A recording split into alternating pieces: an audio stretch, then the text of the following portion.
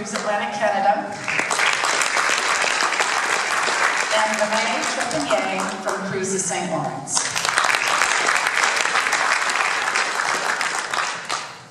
We'll start with Jennifer Wertz. They're just going to give you a little overview of their one of 5 regions.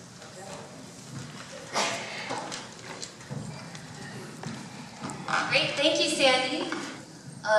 Hope that thanks for everyone for coming out on this mozzie day. That's the word I learned yesterday in Newfoundland slang.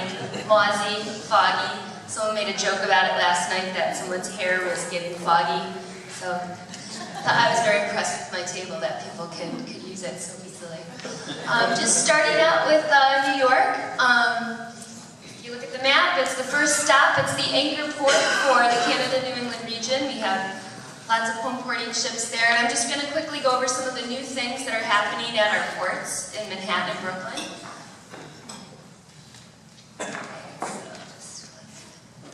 This picture was taken by Byron. Many of you have seen him. He's been walking around with the camera all day, the whole conference. This picture is very special because it's the last time the Norwegian Jewel was in New York City, which was this past April. And you can also see the new Freedom Tower behind it, which is almost completed in this picture. They're just finishing up the needle there. But just what Sandy was talking about before, there's newer, bigger ships coming in. That's the trend that we're seeing in New York City, at least. And the Norwegian Jewel has been replaced by the Norwegian Breakaway. And we're really excited about this ship because it's a New York themed ship and it's in New York City, and it's just, we had the inaugural 2 weeks ago. It's really great. The Radio City Rockettes are the godmothers. And I just wanted to show you this picture also because the Freedom Tower is a little more completed, and that was in less than a month. The needle is up there, and we hope to have it finished soon so that we can take great pictures with this new icon and our new ships that are coming in. Next picture, I just wanted to show you this breakaway is coming into Pier 88, but we also have the Sea, Air, and Space Museum, the Intrepid, which is right next door. And if you look at that picture, there's a little structure near the Concorde, right on the aircraft carrier. That's the new Space Shuttle Enterprise, which the Intrepid recently acquired.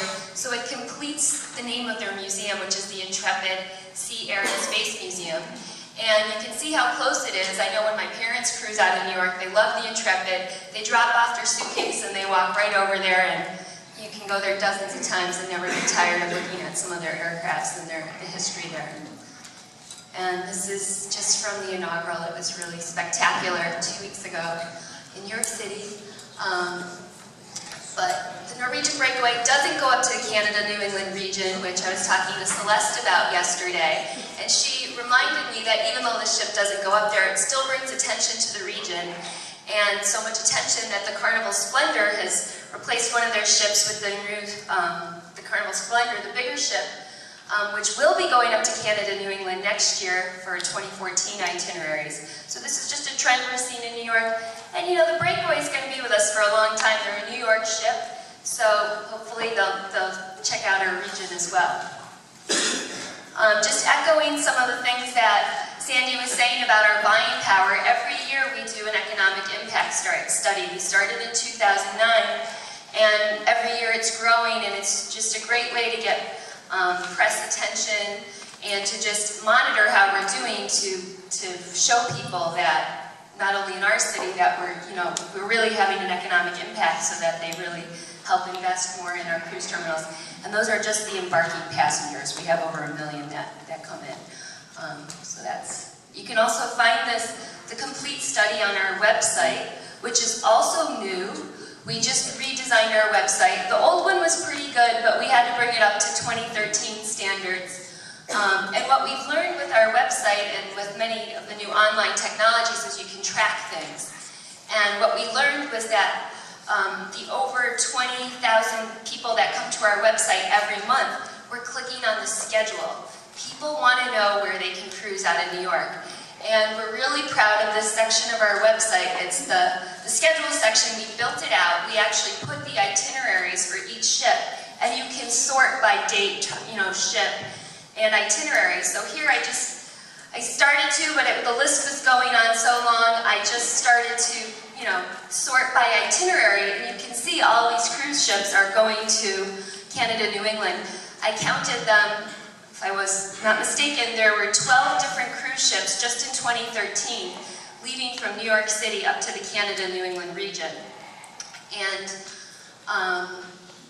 that's from 10 different cruise lines. So all the cruise lines that are here, I want to thank you personally for coming to New York City, and we want you to keep coming back and keep coming up to this beautiful region, and also to the other places that you take our cruise travelers to, but mostly Canada.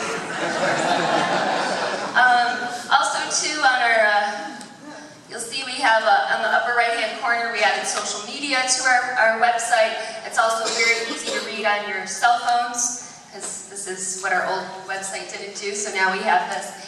And we have a new Facebook page, and this is my shameless plug for the 11:15 panel that Monty will be moderating on social media. But you can see we have close to 15,000 fans, and we built that really quickly, and I'll tell you all about it when you come to the panel at 11:15.